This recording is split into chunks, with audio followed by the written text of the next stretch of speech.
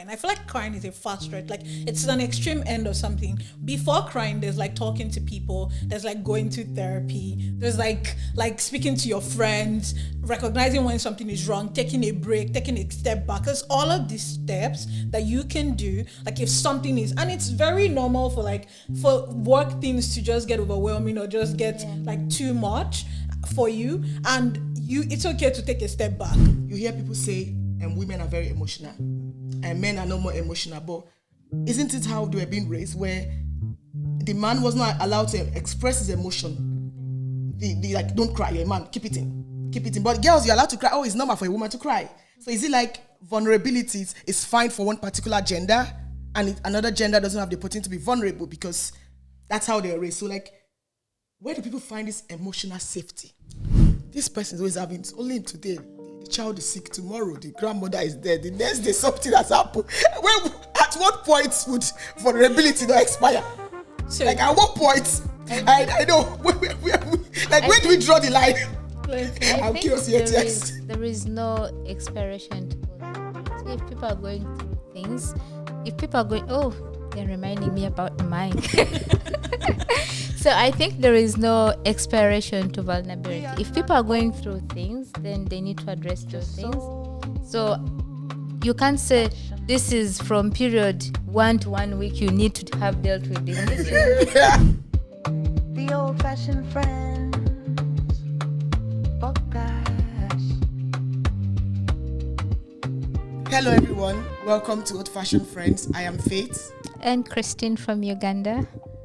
I'm honored today to be joined by someone, Smile, who approaches emotional conversation with empathy, thoughtfulness, depth.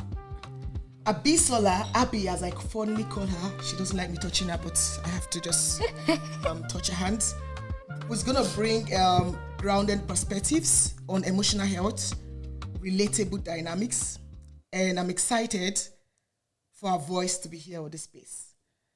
Abisola, welcome to Old Fashioned Friends. Thank you. Thanks for having me. Thank you. You can smile, Abby. I am smiling, Faith. I'm trying. Your smile makes me mushy and makes me happy. Okay, that's good. I'll be good to have you here. Thanks, Etiang. So, Yemi always makes fun of me that I always find everything about the world on Instagram. That's how one of our episodes I said there are 200 billion people in the world, and I don't know if it was for Instagram. But not to digress, I was scrolling through the street of Instagram like I normally do, and I came across a very interesting story. Oh, maybe it's not interesting. You guys let me know. So this lady sent her story to one influencer on Instagram, and basically she said her husband is amazing, her husband is nice, very supportive. They've had a great marriage for the past 5 years, where he's acting like stereotypical male in the marriage, where he's a provider, he's everything. I don't think she's a stay-at-home wife per se, but she was working, but her husband was taking care of everything.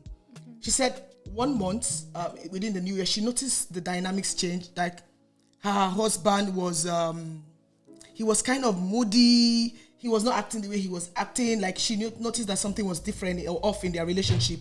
And she went to him and she's like, hey honey, you can talk to me. You can tell me how it is. Like speak to me. I'm your partner. We're going through this journey of life together. Your problem is my problem. A problem shared is half solved, and all of those good things we usually say. First time she said it, the husband said, no, I'm fine. I can do it. She kept bothering him until she wore him down, I think after 2 weeks. Yeah. And the husband broke down. Like he literally broke down. Like he cried. And he confided to her like, hey, things are not going at work. My boss is on me. The stress is like, I always have to deliver something. Like, he was like, my head is exploding. Like, she was like, he broke down to her like the way she's never seen him before. And she's like, after that, the husband actually felt a bit of relief. She said she could see it. But she started to view her husband in different lights. Why? She said she put up her husband on this pedestal. And after that, sharing, or after he was able to onboard to her, she looked at him differently. Now she feels her marriage is going south. Now she's like, she regretted asking the husband to share it with him. And I'm asking myself, why do we all view vulnerability as a weakness? I mean, who told us it's a weakness? If we close our eyes or take a step back to our childhood, I remember when they would say, "You father, oh, don't cry. You're a strong person. You strong boys don't cry. You're strong. You should not be crying." Like, they've made us see crying as a sign of weakness. If you are going through something and you just cry, like, don't cry. You're a strong woman. So you hold it in. Man, that stuff is eating. Like, I was just thinking, who made us think that if we break down, it's the end of the world? So I wanted to hear your thoughts about this, Abisola, since we have you here. All right then. So I'll start from the story you told. And I think that the thing to remember in that context is that it's not just the fact that she thinks, the woman in question thinks that vulnerability is a weakness, is that she has internalized like what society has told her as to what men are supposed to be or what a man is supposed to be like. And that idea of what society paints of what a man is meant to be doesn't align with a man crying or a man saying, I'm taking on too much and I really need someone else to hear me out and for me to talk about what I'm thinking and what is going on with me. So because of that, like the ideology that she has picked up or what she has internalized from society, her seeing her husband do that, she's like, oh my God, he's not a man anymore. He's not the man I married. And then there's the second part. There's also the second part of like placing someone on a pedestal, right? That sort of idolization of a person, like making someone above certain behaviors, right? Saying that, this person cannot cry, this person cannot be weak, this person cannot be emotional. When that thing happens, it sort of clashes in your mind, like your view of that person, of the pedestal that you've placed them. And I don't know why you would do that to your husband, because I'm assuming that if you're married to the person, you've seen them at their worst. I don't know why you'd still have that kind of idyllic ideology, like view of them. But obviously that's what happened with her, and that's why she feels like, he should not cry. But then that's one. The second part, which is like, why do we think that vulnerability is a sign of weakness? I think that, again, we're all African. It's it's a very African thing to say that, like if you're crying, you're weak, or if there's something wrong with you, you should not say it. You should not talk about your mental health. You should not be vulnerable. And what that does is that we exhibit behaviors that are abnormal. But you said they're abnormal. Abby, you need to tell us it's abnormal behavior. Oh yeah. Abnormal. What's abnormality? So you see people who are obviously traumatized. Like you are. Are you shading me? I'm not shading anybody. But like no, I'm even being general, right? Yeah. Like you see people who are obviously traumatized. Like something big happened. Like you'd see a person who lost like multiple members of their family at the same time, and they'll be like, that happened to me and I'm fine now, I turned out fine. You didn't, obviously. You are traumatized. We can see it in the way you are treating other people, in the way you're flaring up at the smallest things, in the way you are creating a distance between you and other people. All of those things end up translating, but you think that like nothing is happening, like your mind is fine, right? You're raising a good point in how you're treating others. But thinking, have you ever seen our parents cry? I don't think I've ever seen my father cry or my mother cry. Have you seen them cry? Oh, well, when they lose people, when people die. I've not seen. When people die, that's when you see your parents cry. But for men, normally when they lose people, for men, they're more like, it's such a sad loss. They become sad, but they don't cry. You have seen sadness. Yeah. I've seen my mom cry, but I haven't. My dad, I don't know if I remember if I've seen him cry. To be honest. As a child, imagine seeing your parents cry.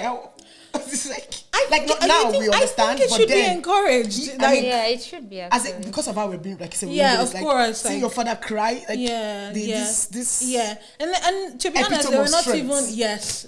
Also, I think at the time when we were also growing up, Christine is laughing at me because your dad is following you on Instagram. Oh my God! What you say. But I think Abby just mentioned a very important point there when you say that we have, as a society, as an African society, we have internalized that a man not crying is a strong man. Yes. Which is really bad, because there are young African men out there who are going through it, struggling, but they can't even tell maybe their parents or, let's say, spouses or girlfriends, like, hey, I'm struggling here. It just reminded me, I have a friend, I hope he never finds out. Oh my But God. Spilling the tea. yeah, I have a friend, and then we're meeting, and then from nowhere he told me like, hey, I'm driving, I have to stop somewhere to smoke. And I'm like, why? He's like, yeah, I just have so much going on. And guess what? I appreciated he said that. I'm like, hey, it's okay, you can smoke. It's not a black man, right? No, It's a black man. That's why. Really? But there was something refreshing and attractive about Abby it. had to tell me black people smoke. And I know because black people smoke. But because I was so confused. No, it's the contest when he said, "Can I park my car? I want to smoke." Because he said, Yeah, that's what I'm because asking. I think he's not he doesn't smoke like that, but smokes when he's with his Oibo friends. You get it? So We need to say what Oyibo means. It's. What's okay. Oyibo? do you want to say what it means? Okay, let's go ahead. Do your research. Oyibo is not a bad word. Oyibo means white person. Yeah, It's not from my exactly. language. So It yeah, means- exactly. It's Urobo language. But you it know? means, I think it Is literally it? means I thought. Yeah, foreigner. It means Oyibo foreigners, that's what it means. It's Urobo. Really? I thought it was Yes. just Is it a Yoruba? general It's Nigerian Urobo. slang. You know that But I know it's not Nigerians- Yoruba though, because they have no meaning in it. We are digressing from this topic. Anyways, Go back ahead. to Go please. ahead. Okay, anyway, like I think he just, like a social drinker, he was a social smoker. Wow. So then I think he needed to take that break.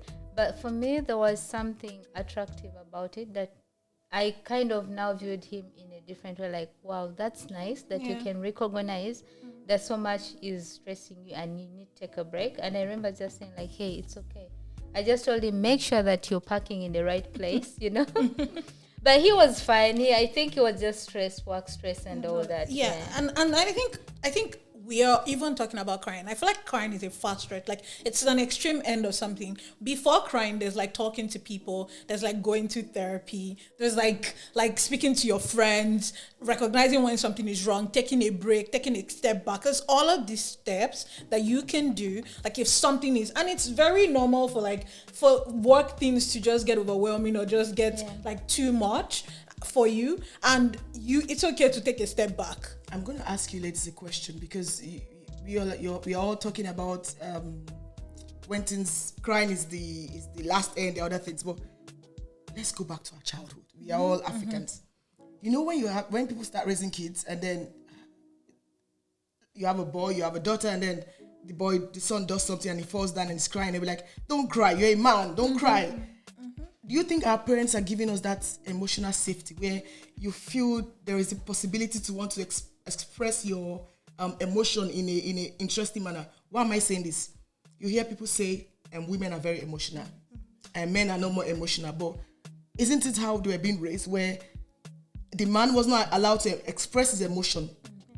The like, don't cry, you're a man, keep it in. But girls, you're allowed to cry. Oh, it's normal for a woman to cry. So is it like vulnerability is fine for one particular gender and another gender doesn't have the opportunity to be vulnerable because that's how they're raised? So like, where do people find this emotional safety?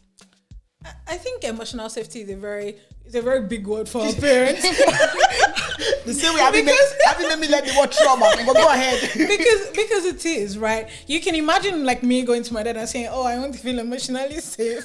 He'd be like, "Why are you putting those two words side by side?" It's true. Good. What does it mean? No, maybe you always say that. I call my mom, "Mommy, I'm not emotionally safe." What will she say? Go and eat. She'd be like, Go and she say, "Go and take your bath. Eat, sleep, wake up." But back to like to be a bit more candid, I think that our parents, to be honest, they did the best with what they had, right? The tools, where they're coming from, which is like what their own parents had to give them. And you need to remember a lot of this is like in the historical context of where their own parents lived and how they were raised. That is what they then knew to transfer to us. So we have something that they never had. We have the awareness that your mental health and your physical health are things that like 100% go hand in hand. You could be physically okay. If your mental health is not okay, you will not be physically 100%. So we know that. Our parents do not know that, right? So in terms of your parents providing emotional safety, they probably are not, to be honest. And expecting them to do that, I don't know, you're probably not going to get anything out of it. But you then have the opportunity to make a difference. In Yoruba, they always say that if they teach you, you teach yourself too. Like, which means like if your parents train you, you have the opportunity as an adult to train yourself. So basically, the point is they didn't know, you now know. You have the responsibility to do two things. One, be better with your own mental health and how you provide space for people around you in terms of giving them the opportunity to be able to come up to you, to cry if they need to talk to you, all of that stuff. To me, Abby. Go ahead. Don't worry, I have a therapist. But that's one. The second thing is, for them generations that come after us, because we're parents of those people, the next generation, right? We then have the opportunity to do something different to ensure that we do not do the forceful way that our parents did with us. We have the opportunity to make a difference, and it takes intentionality. Right? You now know that like a boy he can cry if he falls down. There's nothing that's going to happen. He's not going to be soft. He's not going to be less than a man. If your son falls, let him cry if he wants to cry. If you're saying sorry, don't cry. Let it be because you just want to console him, not because, you should not be crying because you're a boy. And then also, the problem of saying that women are more emotional is that you then make sure that all their male partners transfer the emotional burden on the woman. So now the woman is bearing the emotional burden of relationship with the person that she's with, not being able to connect with her emotionally. So you're not getting emotional safety for your parents, but you're never going to get emotional safety from your partner too. So at the end of the day, it's a lose-lose situation for like the woman in that kind of relationship. If you end up with men who are not like connected with their emotions or have the opportunity to open up. And then there's the extreme end of all of this where like the man could bottle things up and things get really extreme. There are definitely extreme ends of that, right? To avoid all of that, point being, just create a safe space for other people to be able to come to you, to cry if they need to, talk to you, and also they should be able to get a therapist if they need one. I was thinking Christine was going to say communication. Communication is part of it. I know Christine's solution to everything is communication. I was waiting for her to say it. I was looking at her. I was like, I think I'm hitting a point already. Communicate with your friends, communicate with your therapist. I know, right? Exactly. You can say it, Christine. Yeah. No, I think you just hit the point. We are waiting for communication. Yeah, but I think Abby has mentioned a very important thing here, that you have to offer safe space for your partner. And I think for us in our generation, I would say maybe we are lucky because the young men now can tell you that, hey, I had a stressful day. And then, which is nice. Like, I hear that from my friends anyway. I don't know about partners. But yeah, it's really nice. Like for me, when they say, I'm like, okay, they feel tired. Like I'm feeling tired, you know. Yeah, humans. Yeah, you get the point. So it kind of normalizes, you know, that whole situation. Then somebody, maybe your partner tells you, I am so tired, or you know, I want to take a break, and then you're like, you kind of start to view them in a different light. In fact, for me, I think if I have a partner and then he says, hey, I'm so tired, I'm so stressed from work, I need to take a break. Hey, just sit down. You need a break, take a break. If you want me to come in and step up in a certain way while you take that break, I think that's how the conversation should go anyway. Yeah. All right. Now, I'm going to bring it to us as women. So, the internet again and Instagram, where I get my juices. So, guys, don't judge me. People have been trying to take me to TikTok, but I'm sticking to Instagram. So, I'm very loyal anyways. I've been smiling. I don't know why.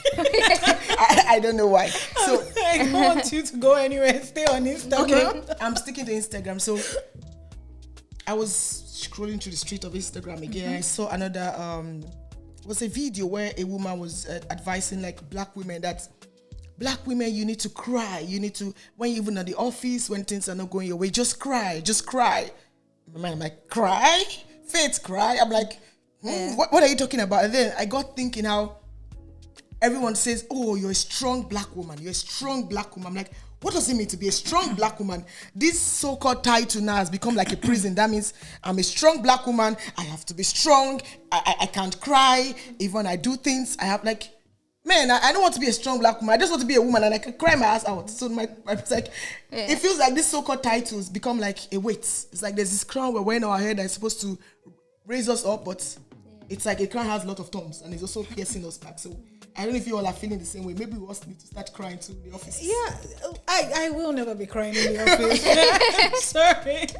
Not because there's anything wrong with it, just not my style. Yeah. I'm not that kind of, I will not be doing that.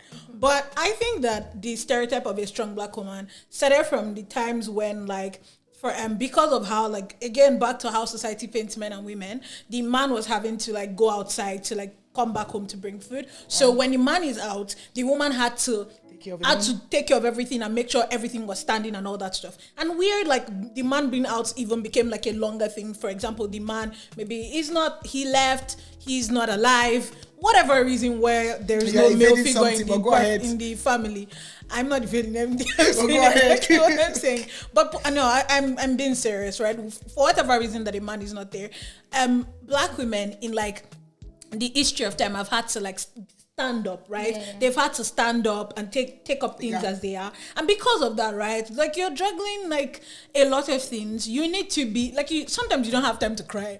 Like you have like 8 minutes before your next activity.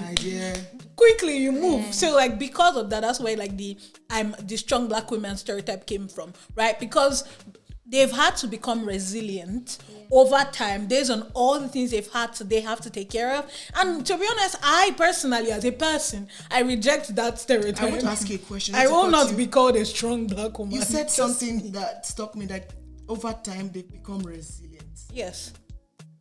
The question that came to mind is like, at what cost? Very true. At what cost? Very, very true. Because I think that what the opportunity cost, which is like what is being lost in the process of building that resiliency, is the opportunity to sit down in your feelings. Like something goes wrong, something happens, the opportunity to sit down and feel like something is wrong. You need to feel it, be able to name your feelings, walk through it, like walk through whether you're feeling good, you're feeling bad, you're angry, you're sad, you're jealous, you're envious, whatever the feeling is, sit in it and feel it. That resilience literally took away that opportunity. You don't have time to sit. You're moving on to the next thing. You're moving on to the next thing, and something happens again. By the time you've done this for like a few months, slowly you're moving towards the edge of the cliff. Then you just become this hard. Yeah, and then you don't know how to process your feelings. And then also you don't know how to process other people's feelings, which becomes a thing. Then you cannot be a safe space for other people. Yeah. When someone is crying or someone is going through something, I've gone through, I didn't cry. Why are you crying? And that's another thing. Yeah, that's bad. That's method of when it happened to me, I survived. Like so why can't you? Exactly. Exactly. Which it creates a circle, right? Someone that does that to you, you do that to someone else. You create like a whole circle of people who cannot truly like be emotionally like vulnerable or talk about what they're going through in any sort of way like that is meaningful, or be able to walk through their emotions in a healthy way. So because of that, I feel like that's the opportunity cost of it. That's what you lose in the process of building that resiliency. So let's do a hypothetical scenario. Mm-hmm. Imagine you're managing a Fortune 500 company, and in this organization, good hypothetical. No money is involved. in organization, right? You know, like everyone has this. You have your KPIs, your OKRs. You have to deliver. Mm-hmm. Like you don't care, like deliver. Mm-hmm. And then someone comes to you and say, "Hi, Abby, I'm going through a divorce. You know my performance. I'm always top notch. I always do. But right now, life is lifing." Mm-hmm. The person says that to you. Mm-hmm. If you are the manager or the person, how would you react? Okay, so I think that this situation is very peculiar because a few things that you've provided is that this person is a high performer. Yeah. So you know that this person, when this person is at their utmost mental state, they're some of the most productive people you'll have in your organization. What helps them to be that productive person that you know is them being okay in their personal life, right? So you know that, for example, if you go the other way, if you say, like I don't care, deliver your KPI, deliver your whatever, your OKRs or stuff like that, you will never have that person at their 100% where you know them. You create situations for mistakes. You create situations where like that person is not fully focused because the person is not there. If your personal life is not great, to be honest, you cannot bring your 100% anywhere else. That's the truth. True. Because if you're having to worry about whether your wife is leaving you, whether your kids like you, whether your kids are fine, whether your family is safe, if you're having to worry about that, you're not bringing your 100% to work. So my stance on that would simply be let the person take whatever they need to be at their best bet. That's the only way that organization is getting 100% out of that person. You know why I brought out this example? Yeah. Because you know how we're raised I don't know about you, but African or where we like to put And the Nigerian faith. We like Where is the same? How we like to put the boundary between work life and personal life. And you cannot literally tell your boss that, see, my name is Faith, I'm good, but today life is hitting me. You segregate it, but then people see that vulnerability. You saying it, we make them view you a different light. You know what just came to my mind? I think that you know that when you go to all these government organizations and those men, they are very angry. Yes. You need to go and check what's happening at home, because that's why you say, oh, you did not sign. Go back. Go get That's the reason why you know that, like, if everything is fine at home, you will not be that angry. Like, nobody's that pissed on a regular day. Exactly. So they're not having to deal with their feelings. Exactly. Yeah. Something is happening at home, they're mad. Instead of them confronting it, they're coming to not sign somebody's document in the office. So anytime I go to government office to look for my PR, and they send me back, I remember Abisola's advice. Something is going on. Just be like, I promise you, your home is fine. And get please sign here. Oh no, I'll tell them.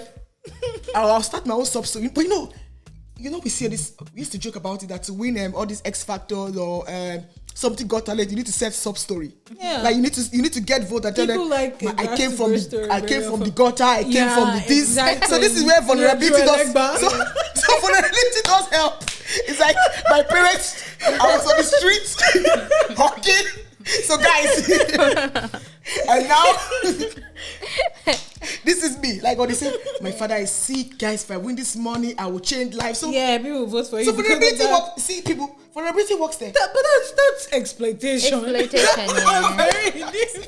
a different side of opportunity cost. Yeah. So now you're manipulating people. That's vulnerability. That's not what I'm advising, please.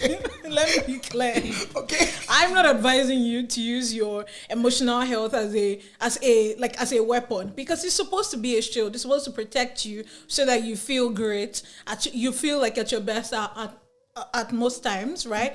But do not use it as a weapon, right? Do not use it as a weapon to not do your work, or not give other people space, or to sell a grass to grey story, because to be honest, they will catch you, and the day they catch you, the people that voted for you. But you know, sometimes if being to work, we get that people are not always, everybody has life situation, but this person is always having, it's only today.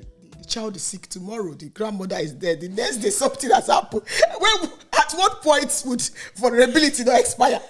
So, like at what point? I know. Where do we draw the line? I'm curious here. There is no expiration to vulnerability. If people are going through things, oh, they're reminding me about the mic. So I think there is no expiration to vulnerability. If people are going through things, then they need to address those things. So you can't say this is from period 1 to 1 week. You need to have dealt with this thing. You know? I'm a business owner. Let's say, guys. It can't be that way. So that's why we have to also exercise emotional intelligence when we are discussing with people who are going through situations. So let me assume that you own a Japka. Like, okay, no, Japka is like a store that says a little shop. You have I employ you and Abisola as my workers. Why and then, Japka? Okay, I have a store. Abisola is my worker. One, you're my worker too. Every it's been good. Abisola delivers. Today you tell me, oh, my child is sick. I'm saying, okay, Christine, I understand. Tomorrow you tell me train was late, it was delayed. Christine, I understand. The next day you tell me, oh, Faith, things are happening back home. There is crisis. There is war. I just have to be there for them. I say, Christine, I support you. I'm there for you. Come to me. Within the space of 3 months, you've been out because of. At what point will I draw the line? I run a business too. Like where will I draw the point? Like being nice, which is nice. I'm understanding, but I also run a business. I need to make money. At what point do we do the balance? Do we get the balance? I mean, there are always guidelines on how you can. I mean, I think deal is not the best word to say, but there are always guidelines that govern those kind of, let's say, breaks the person is entitled to. I think those should be the ones that are guiding you how you should deal with the person. But also, I think Abby mentioned something at the beginning that sometimes it can become a chain of events. All right, so quick question for everyone else. I would like to ask, like, we spoke about vulnerability in the workplace, and now I would like to reference it to vulnerability in the religious community. So I think my question would be, do you think religious communities actually create safe space for, for people to be vulnerable? I think that there are two things that, despite all the faults of religion, there are two things it provides that help in this context. One is community, and the second thing is hope, right? So the first one is community, and in the sense of that if you're in a church, you're in a choir group, you're at a mosque, whatever the religion may be, there will be some sort of community formed. And that community could serve as a safe space for people to let out their emotional issues or like whatever they're feeling. And that could serve as a place for people to be like an outlet, right? So I think that in that scenario, yes, it does help. It does provide like emotional support. That's one. The second thing is hope, right? Most religions are based on the idea that there is hope for either a better future or a better life after here, or there is generally hope tied to most religious sects, right? So in that context, hope helps people emotionally, because you know that there is hope that your future will be better, even though your today is not matching that future. Exactly. And that helps people deal with they have something to look forward to, that it's good. So they're able to power through or able to work through whatever it is that is happening today, which will take them from like being on the edge of the cliff and bring them back to like reality and stuff. So in that context, I'll say that religion does help, like provide emotional safety for people to a certain extent. But of course, it can be the other way too. The whole part is real. It's I mean, that's what religion sells to us. Like, there is, even if you're suffering now, there is the heaven, where if you do good, will be better. It will be better. So even if you're dying now, you'll be like, I'm going to heaven. Yeah, it doesn't. And to be honest, it doesn't even matter whether it's real, whether it's not, because again, this exists in almost all religious sects. Any sort of religion you subscribe to has that belief that somewhere, somehow, maybe even on earth, not even heaven, that they're like, that like God will do things for you. God, all those kind of stuff. Your future, even here on earth, will be better. So like, again, that hope is enough to keep people. Going most times. Yeah, I think additionally on that, I think church offers support. Because there was always that people will come through. Let's say if you're going through financial issues, people will always step up to come and provide and help you. I just asked my financial issues, but go ahead. So I think financial issues cause emotional stress. I think always, when people are stepping up and helping others, there is that continuity. I'm not going to give up, and then they continue going, and then at one point they stand on their ground, and they are actually able to give back. And it creates a loop of like, if someone helped you, if you are able to help other people, you're able to help them, and then it creates a loop of like people who are stronger and more emotionally or financially better, or just better in life because other people are able to help them. Yes. Okay, so I guess we've come to the end of today's podcast. I have a final note I wrote on my system. I need to read it out to people. It says, vulnerability does not make you weak.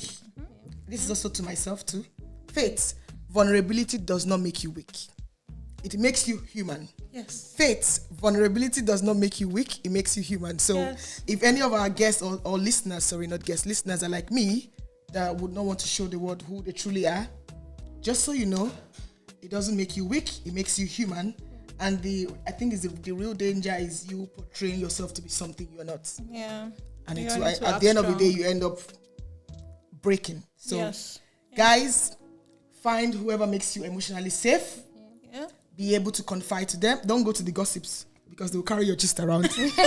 Find who makes you safe. Just look for that safe person that you can always onboard into. Maybe your therapist, but it might cost you some sort of money. I heard that it's expensive. I don't know. It is, but it's worth it. Find that safe person. Be able to. Maybe it's your church. Maybe it's your friend. Maybe it's your parents.